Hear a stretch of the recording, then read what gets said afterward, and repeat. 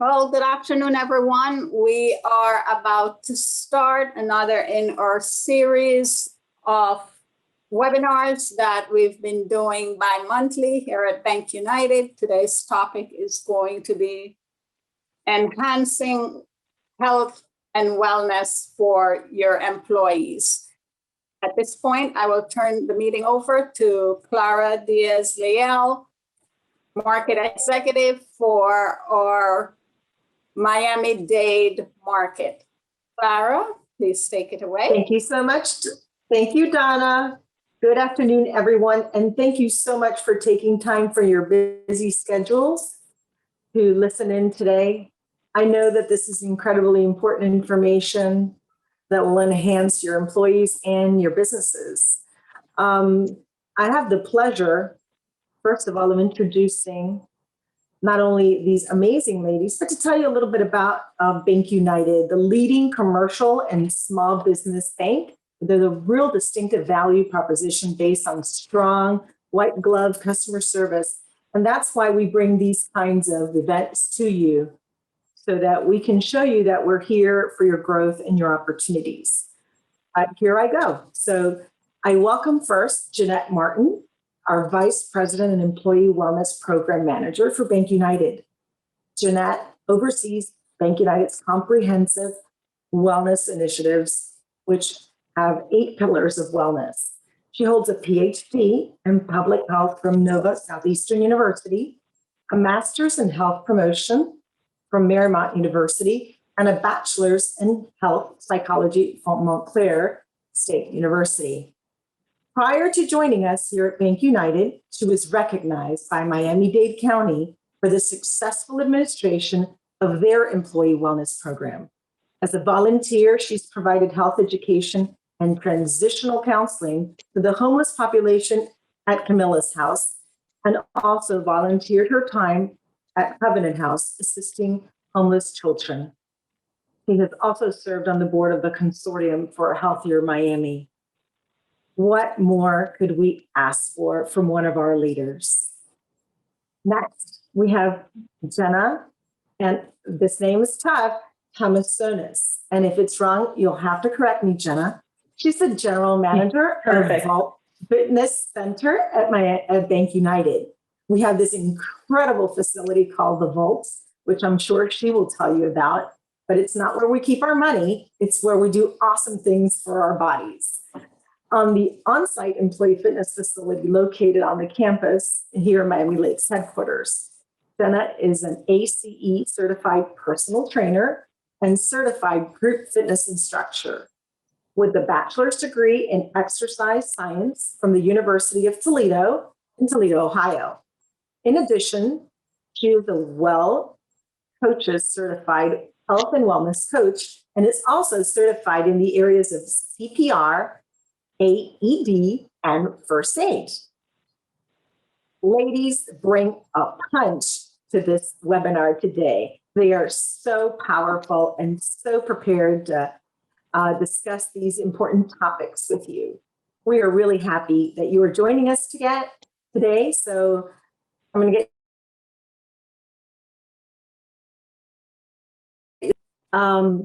we switch over. I have 5 screens, not that you want to know that I have 5 screens, right?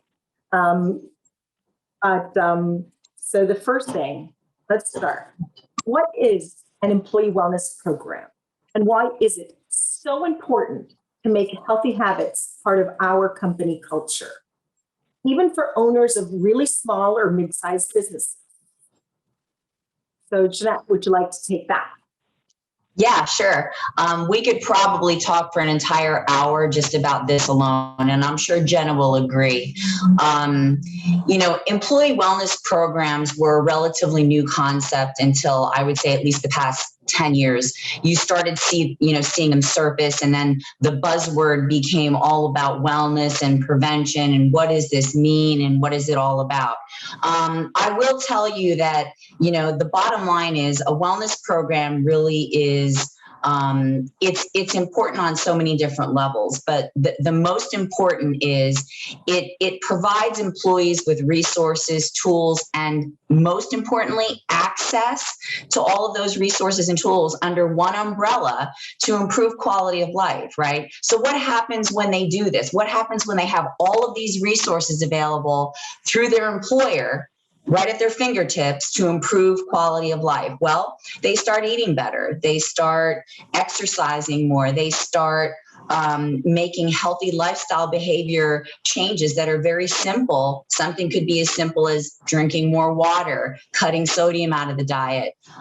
They start being more proactive about their health. And then what happens? Carries over into the family. So that's why it's important. It's really about initiating, just getting the ball rolling and really developing a culture of wellness that makes them feel appreciated.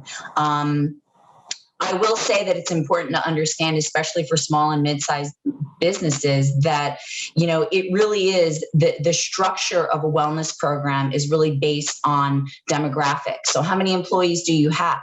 What are your specific needs based on your particular population? The reason why we're successful is because I work for you. I work for BankUnited. I'm a dedicated employee that's put in this seat to design health and wellness programs for the employees. So I understand the culture. I'm part of the team. I understand the challenges. That makes a world of difference. Small and mid-sized businesses may not think they have the ability to do this, but we are going to get into that a little bit later in this discussion.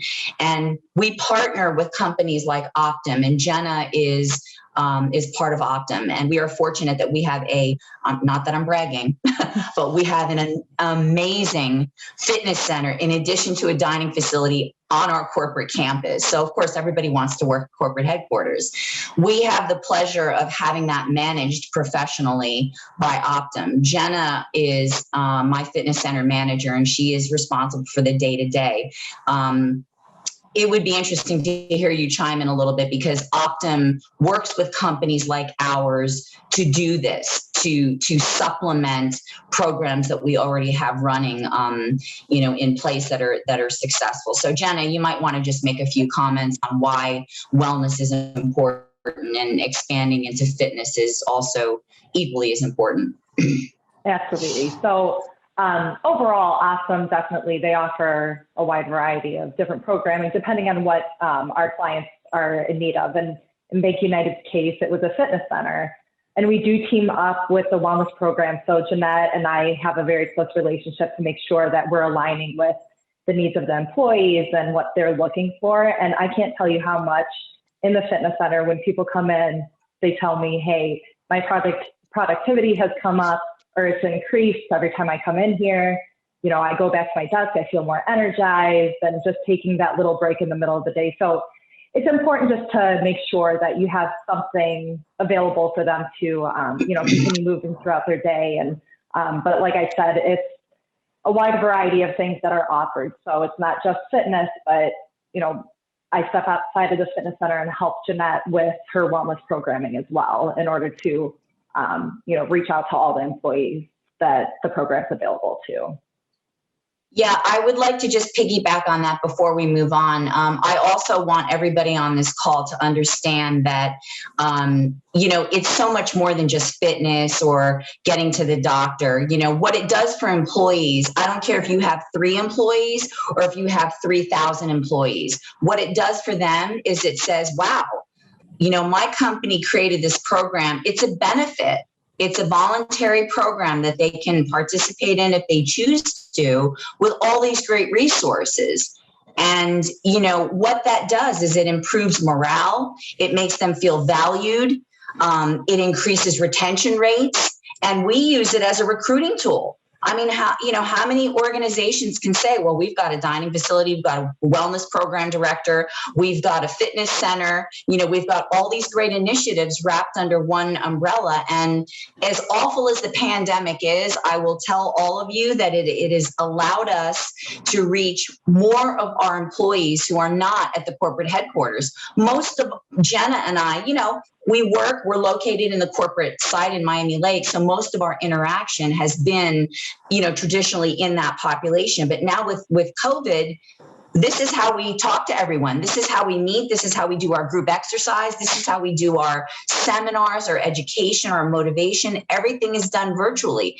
And as a result, we've been able to touch more people. So it really affords us an opportunity to perfect what we've already been doing. And it is really going to be, it's a work in progress, right? So, my belief is, yes, as a business, as an organization, we all want to see lower healthcare claims because health claims cost time, money, employee productivity, all of those things. We get that. And I'm not suggesting that doesn't matter. But if we keep all those other areas working and in sync and in balance, the likelihood that those claims get smaller and smaller and fewer, also increases. So I think that, we need to recognize the bigger picture when looking at wellness.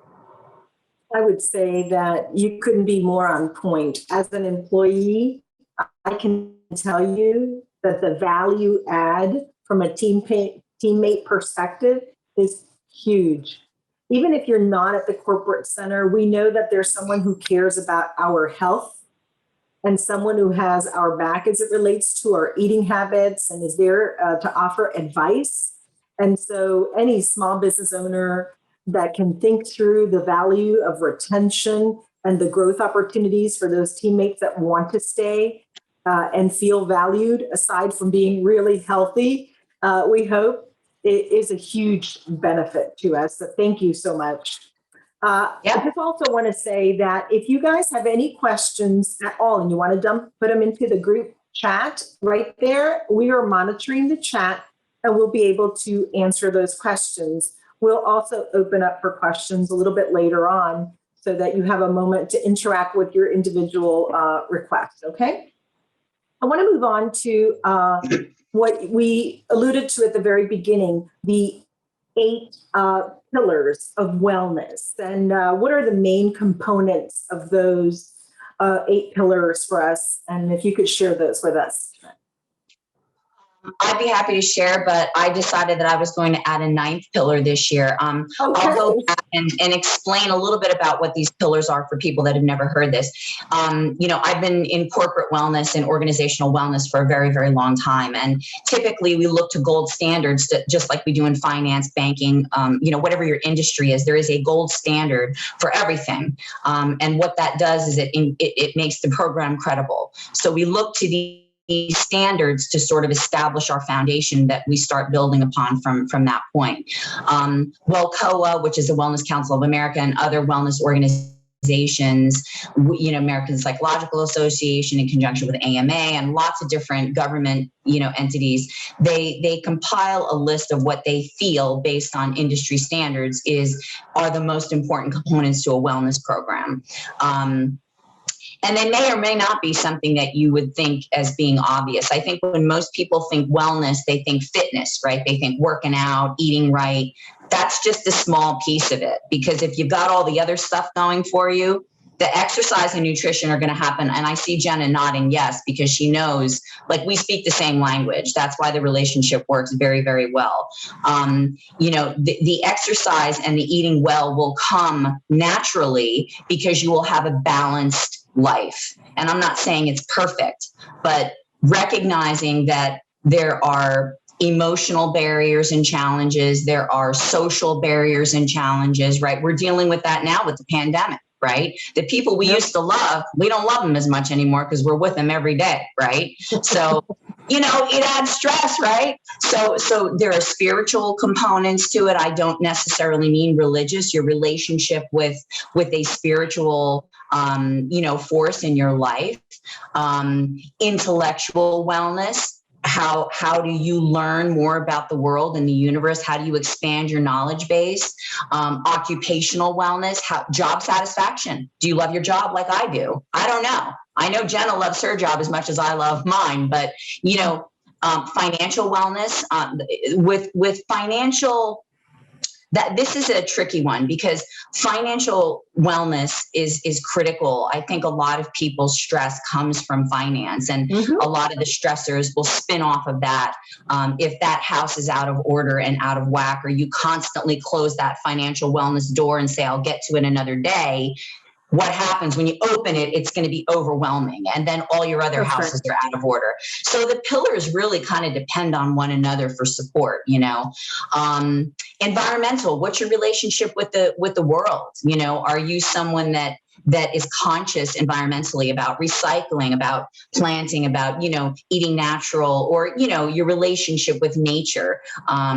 And then the one that I am adding is BankUnited has taken a very, you know, unique approach to adding a diversity and inclusion component to what we do and offer at the bank.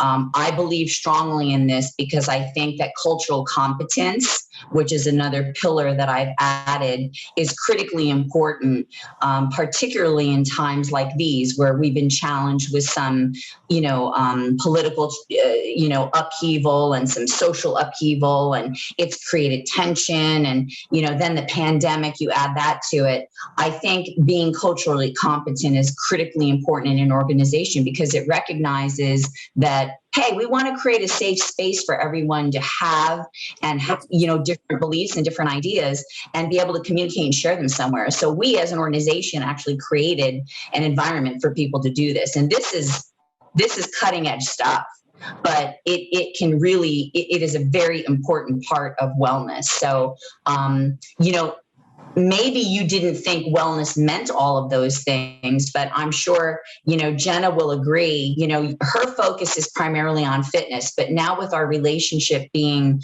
the way it is, I think you could probably speak to the fact that you see how the wellness initiatives affect our employees, even now from a distance, because you're getting to know people in New York and in Maryland and in Arizona, right, Jenna? Yeah, absolutely. And when the fitness center was open, when we were on site, you know, people would come into the fitness center and they'd come and do their workouts. They would tell me how important the webinars and the lunch and learns were that you were putting together, and that it helped balance things out for them. So when you did have financial advisors coming in to do a lunch and learn, they said that is so important to them because the money is a stressful component of life, right?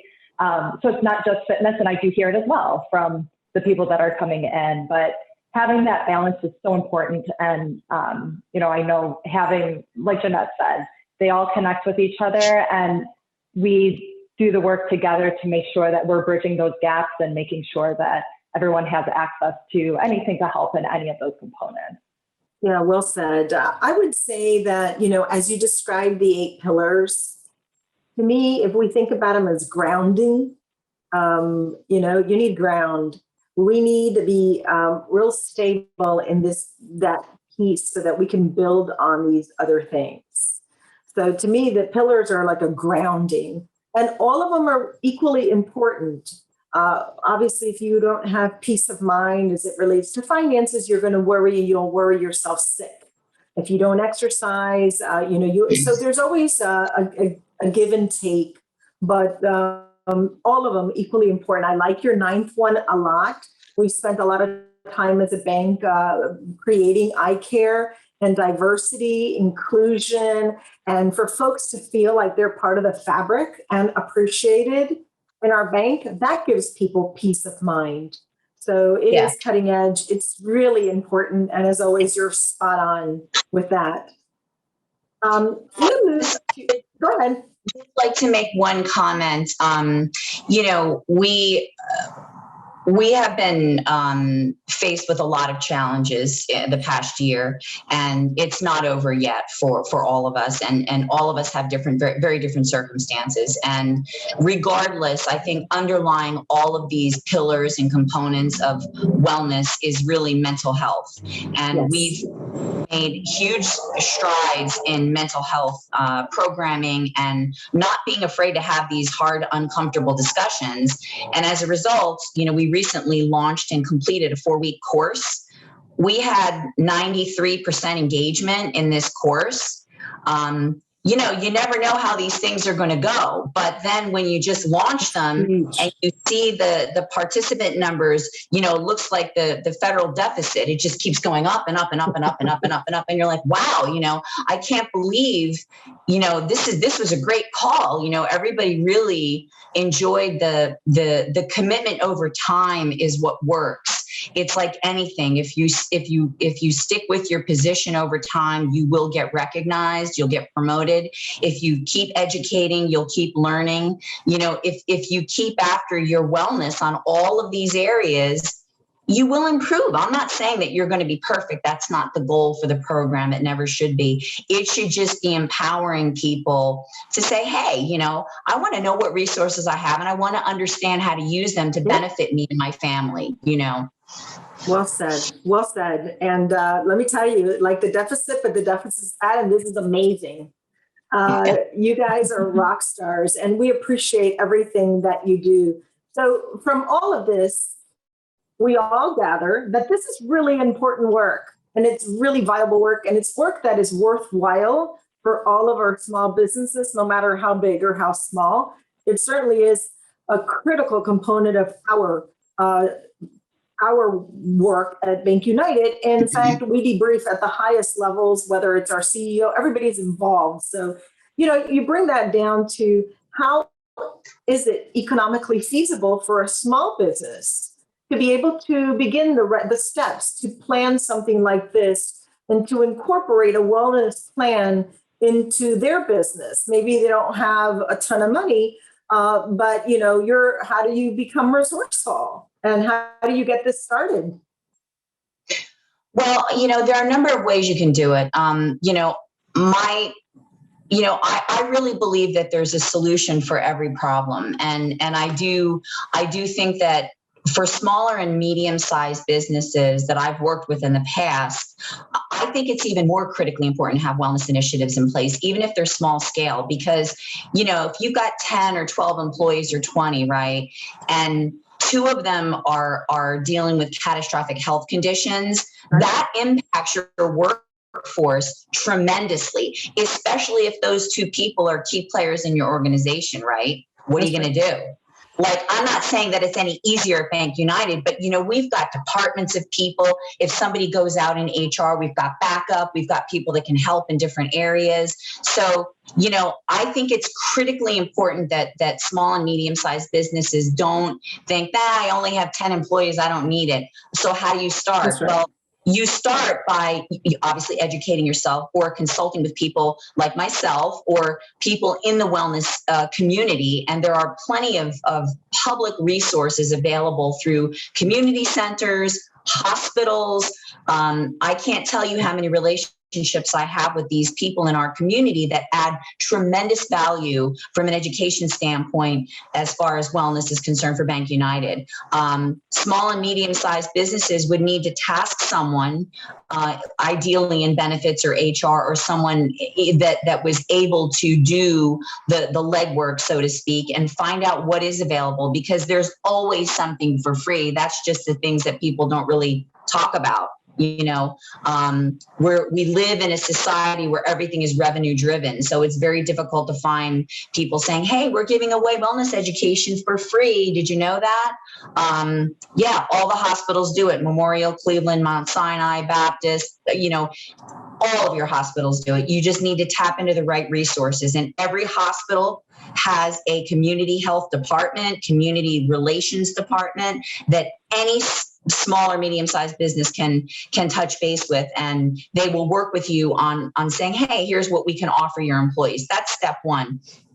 You know, step 2 would be look internally. You know, who internally, there's usually somebody that's always spearheading some kind of challenge or, you know, wants to get their group together. So you've got to identify people within your organization that are going to be the cheerleaders of, you know, maybe a healthy initiative, you know, or some type of a, you know, a scaled down wellness program. And, you know, third, you could look into insurance carriers to see what resources they have. We partner quite a bit with United Healthcare in terms of resources, and I also partner with Optum, and we really have access to a lot more than I was aware of until I asked. So how do you know unless you ask, right? I think those are great areas to start. Most small and medium-sized businesses also have some type of, employee assistance programs that are available to their employees. That might be another avenue to explore. Some of those resources that make up an employee assistance program can often lend a hand when it comes to wellness resources, because wellness is now, it's gone from 10th to like second because of COVID. Everybody wants something, public health is on the map now. And I think we're all recognizing, maybe it is important for us to think about prevention and, thinking along those lines, so that when we have an issue like COVID-19, we've got a bunch of healthy people running around. So the likelihood of us getting, it's our insurance. It's our internal insurance that we are going to be able to deal with some circumstances like this that come up. So I hope that answered your question. Yeah, it really did. I think folks don't realize the amount of free things, as you mentioned, the access that's out there. And sometimes thinking about how to create it, you're giving them sort of a path of places you've already been to and have tapped to assist. But imagine starting from scratch and not having an idea. Well, now everyone knows they can go to a Mount Sinai or a Baptist or a Jackson, or call their insurance carriers, and that they have a vested interest in getting, this done. And to your point, ideally, we would all be extremely healthy and would be able to withstand the storms, because the storms do come, as we've seen. It's almost a year that we've been in COVID world. And, the end isn't quite here yet, although, folks are getting vaccinated and what have you. So how to be healthy through it, in preparation for it, and even just in life, but how do they get that help? So my question for you, now this is a big deal. You have all these awesome programs, but this is like taking the horse to water, but you can't make them drink, right? Because some people just won't engage. What are some creative ways that folks can get their teammates, their employees engaged, so that they can participate and just see how wonderful this is? And what have you done to engage and create that edge? Well, I will say that most successful wellness programs are incentivized. That can mean, monetary or not. Not everybody, surprisingly, and I've learned this over the years, not everybody places as much value on monetary incentives as you would think. People love recognition. Jenna and I know this. We print out certificates for everything. And I'll tell you, recognition and bragging rights for different things, really important.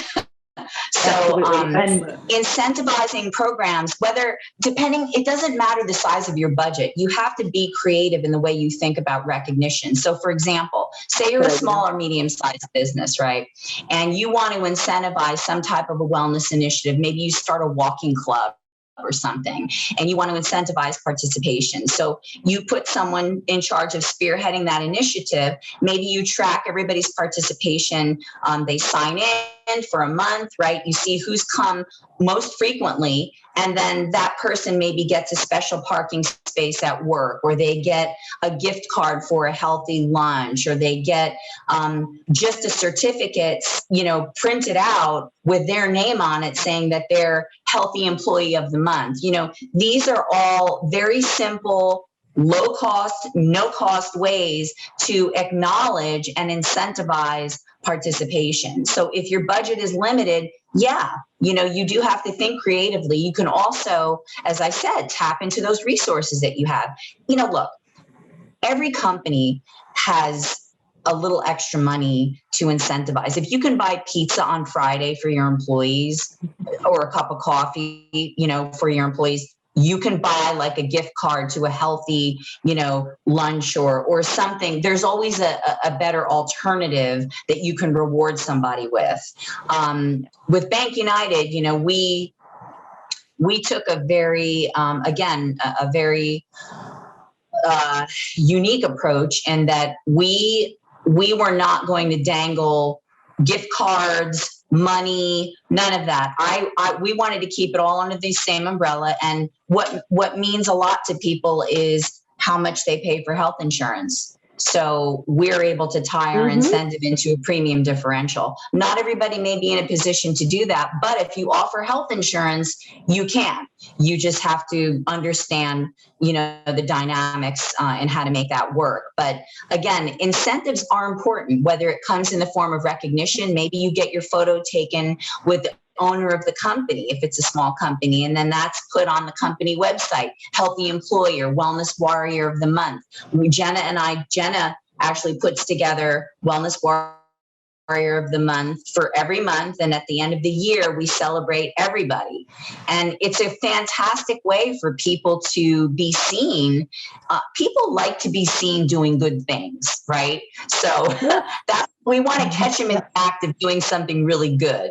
And I think it's our responsibility as wellness professionals and business owners to give them the opportunity to do good, right? So we have to make those opportunities happen for them. Again, great resource. I was going to mention it before, but I forgot, would be LinkedIn. I know a lot of people use LinkedIn. There are lots of wellness professionals that will donate their time to causes like this. I've worked with them. And credentialed people that have, registered dietitians licenses, physicians, wellness coaches, people like that, really, really useful tool is LinkedIn. I would be leery of social media just because, like I've said before to my employees, you really never know what you're getting on social media. So if you're searching for a wellness expert on Facebook, we don't know, it's not regulated. We don't know. Anybody can claim they're an expert in anything. So that in that regard, I would caution, anyone seeking the advice of anyone that claims to be a professional. I would say that there are tremendous opportunities for people to create these types of programs, low cost or no cost. The key to success, though, is it will be to identify a person that really wants to champion that effort. Gina, what would you add to that? I was just saying, Gina, add to that. Yeah. No, I was just going to circle back to your resources. So, Jeanette mentioned all these amazing resources, but Jeanette is one of those resources. She has, for the health fairs that she's offered at BankUnited, I can't tell you how many vendors have come in that she was able to get complimentary because they want to also, they want to showcase their business, whether it's a doctor or a physical therapist.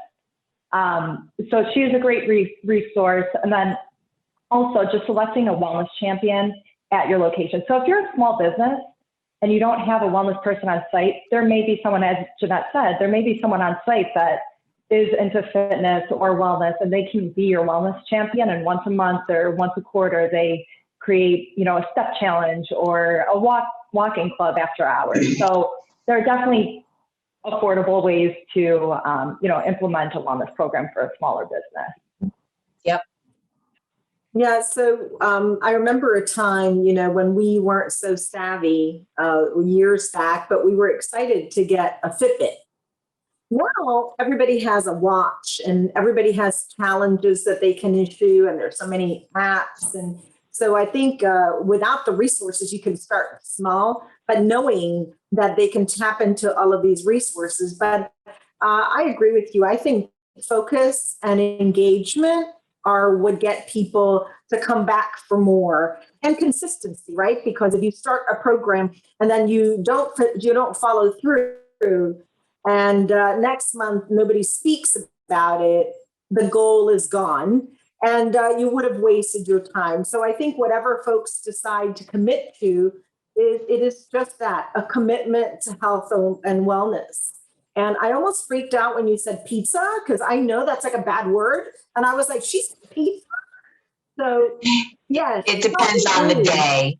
Everything in moderation, you know.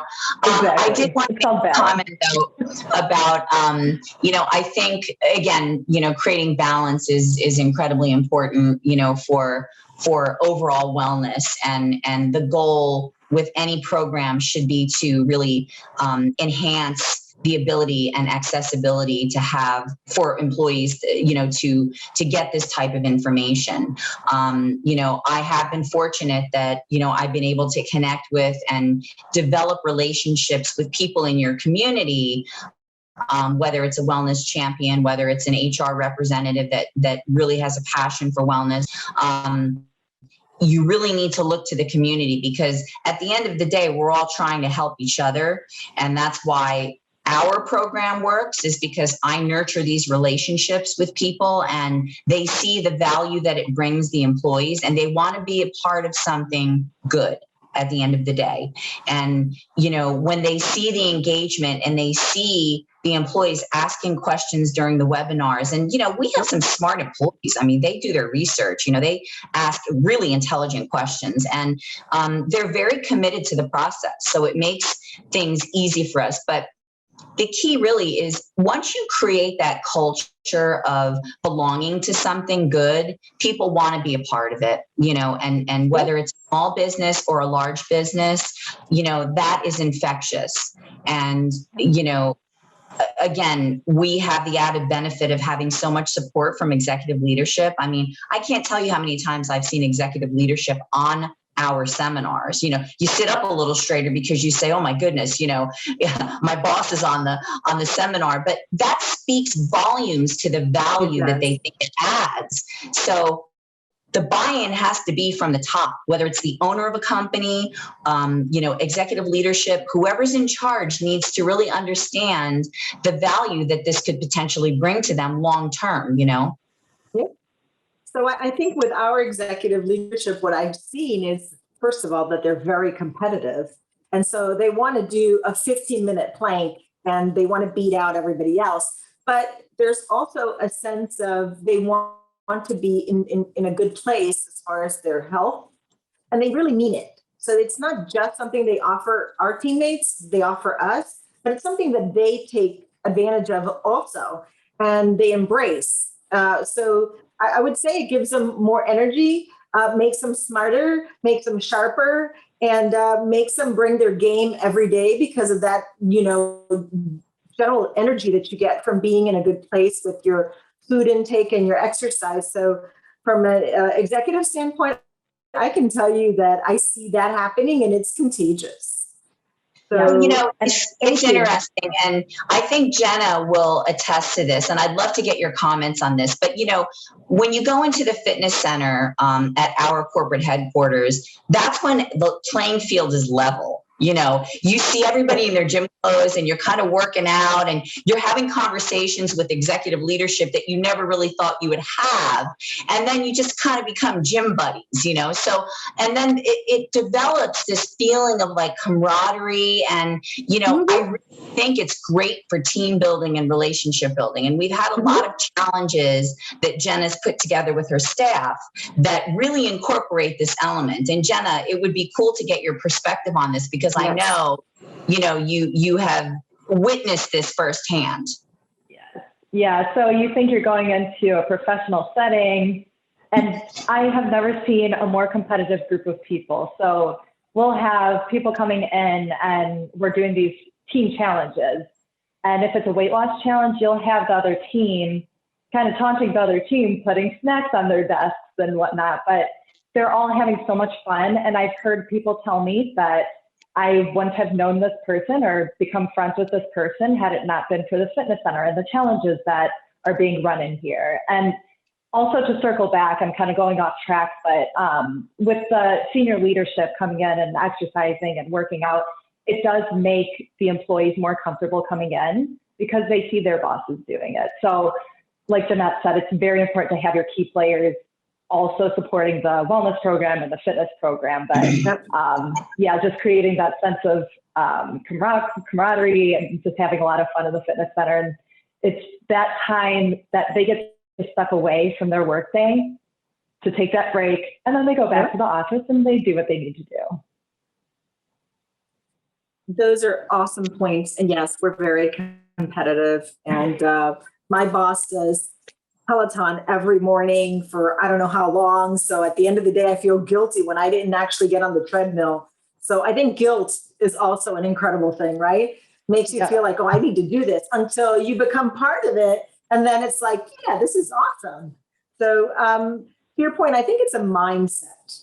It's a mindset shift, and it's a way of life. And it's a great way of life for us, but also could be a great way of life for small businesses, creating camaraderie. You bring up a great point, creating that team environment, that they're about something together, and that connectivity, which is really important. So what resources do you think are there for small businesses that don't really have access to fitness, or a dining center, or a facility, or something simple that you think that could get them off the ground running?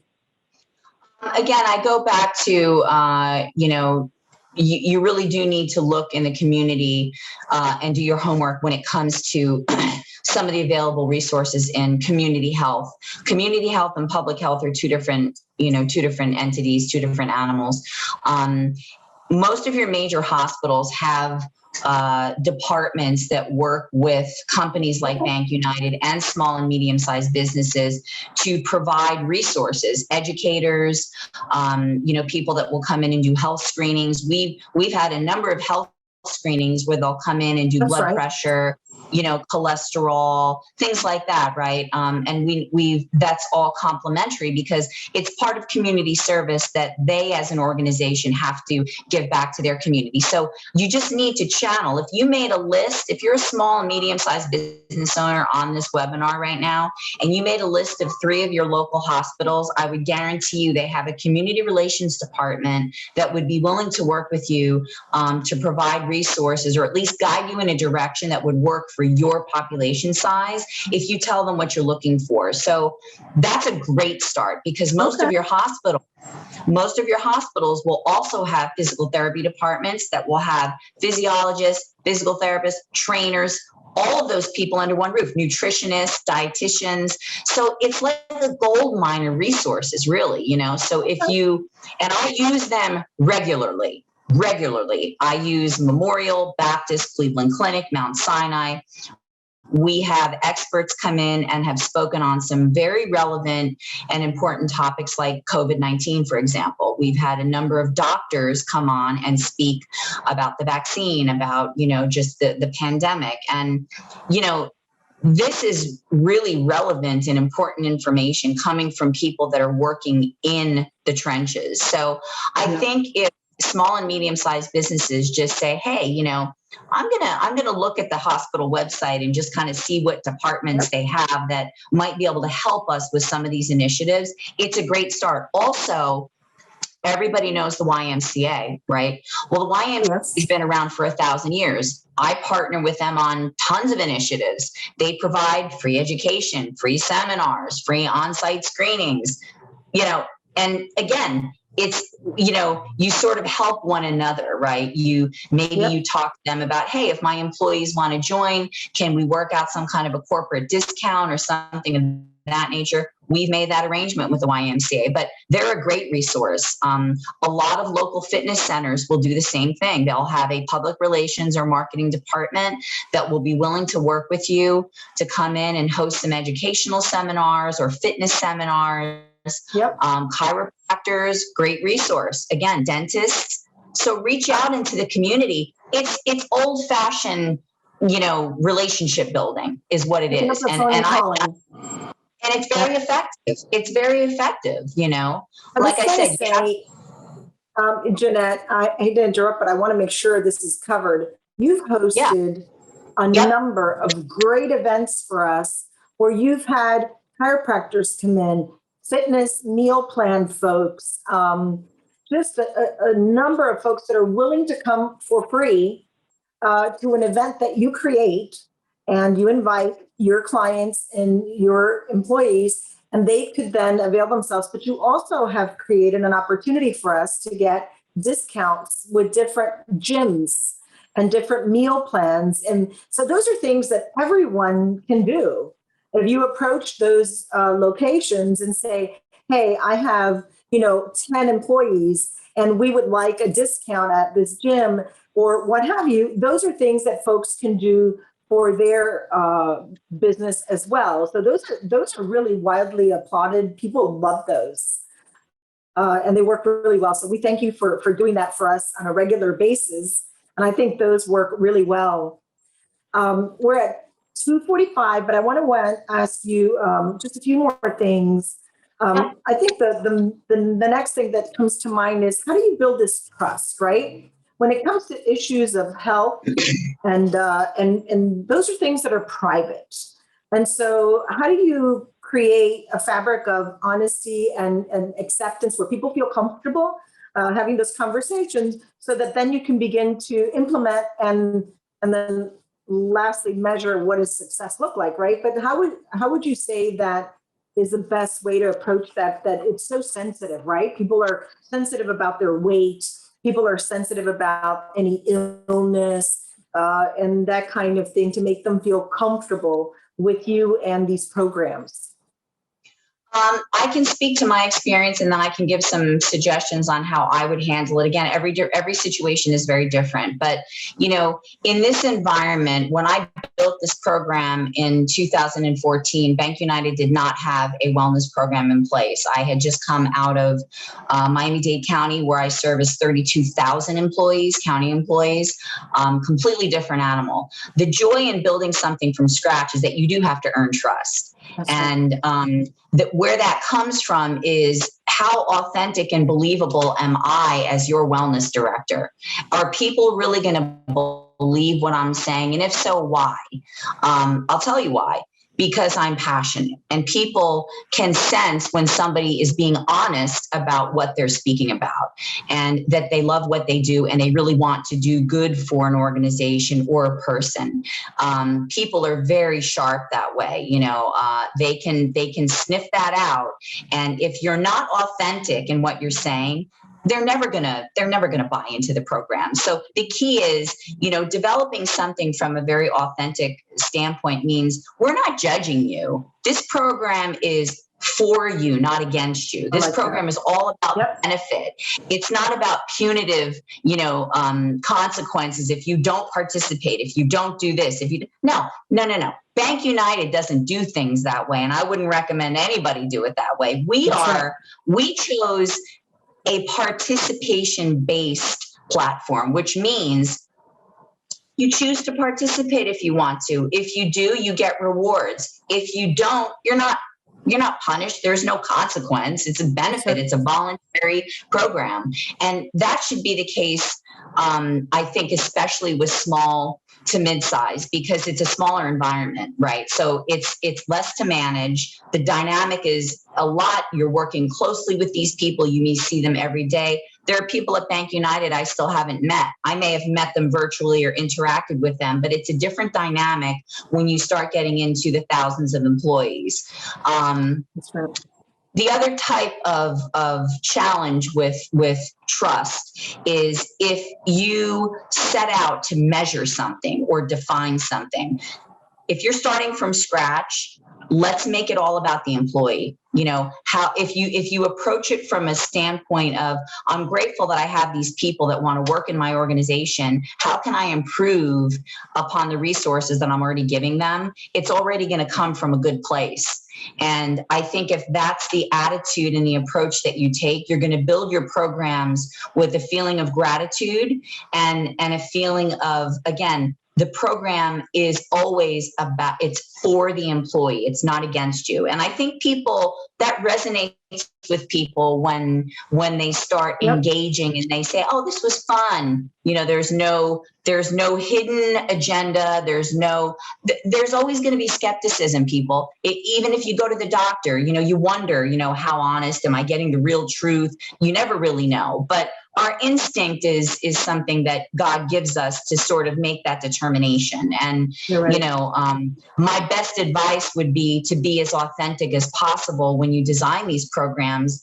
Don't make it about the bottom line, because if you do, your motivation is going to change. It has to be about the employee.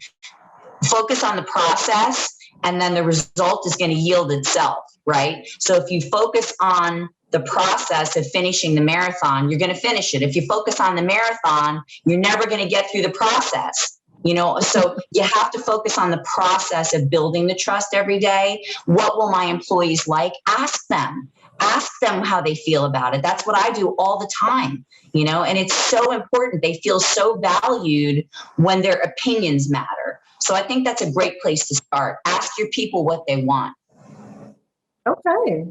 Jenna, would you add anything to that? Yeah, absolutely. It's exactly what Jeanette said. Ask the people what they want. So when it comes to the fitness center and with any wellness program, when they start requesting things, or if you send out a survey, you're proactive about it, they'll start giving ideas of what they want, what they're looking for. And when you show, hey, we're going to give this to you, they are so happy about that, you know, and they do trust you, and they trust that your opinion matters, or that their opinion matters. And on a smaller scale as well, to build their trust, empathizing with them. So, you know, when you're coming at them with information, it can be a little intimidating, but when you're listening to them and again, getting their opinion, their thoughts, and kind of coming to their level, that really, really helps with building their trust.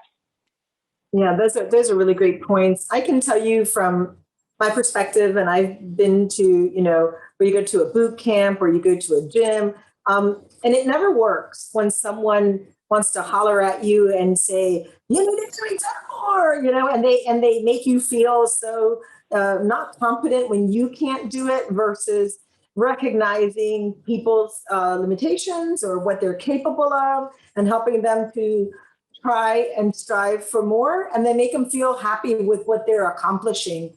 Because, I mean, you could build from walking around the block twice to running a marathon if you're properly motivated, versus I'm never going to walk past those 2 blocks. This is not for me. I feel really bad. And so I think the motivation that you guys bring, and that anyone should consider bringing to their teammates, is positive reinforcement and continued support. And like you said, you're going to send out flyers, you're going to ask them what they want, and you're not going to make them feel like they're not good because they're not doing what the guy next to them is doing. So I think those are great ways to earn trust. I just want to make, could I make one comment? You wanted to wrap it up with your closing statements, and then we can open it up for questions. Yeah, sure. I just want to make one comment to the small and medium-sized business owners. If you are considering a wellness program, I think the one takeaway from this is ask. Communicate with your employees about, hey, this is what I'm thinking. How do you feel about it? What does it mean to you? Like, what would you guys like to see happen if we think about doing something wellness related? And you'll get some great ideas from them. So if you ask a question, it automatically makes that individual feel important. Yes, Absolutely. So our desire is to be an entrepreneurial financial partner, but at the same time, we take great pride in bringing you ideas and really solutions as clients and as partners with the small business community. So we hope that we've done that by offering this webinar today. I really enjoyed it and always learn a lot from both Jeanette and Gina. I would love to ask some, you know, if you guys have any questions, you know, we'd gladly answer them. Also, any information that you would like sent to you, or anything that you feel kind of shy about, we're glad to send it to you afterwards. So I'm going to monitor the chat to see if there's something in there. Folks could also unmute because they'll have the capability. Oh, okay. So if they're on mute, you gotta go ahead and send me a chat, since you otherwise can't speak up. I'm sorry, Clara. So it looks like we've Clara, done a they great job. can. They just have to unmute themselves. Thank you, Donna. So if anybody would like to do that, going once, Okay, I have a going question. twice. Clara, Blanca. Hi, Blanca. Hi. My question is for small business owners, let's say they were not able to join this chat. I know Jeanette was mentioning that there are some free resources to help them establish, a wellness program within their companies.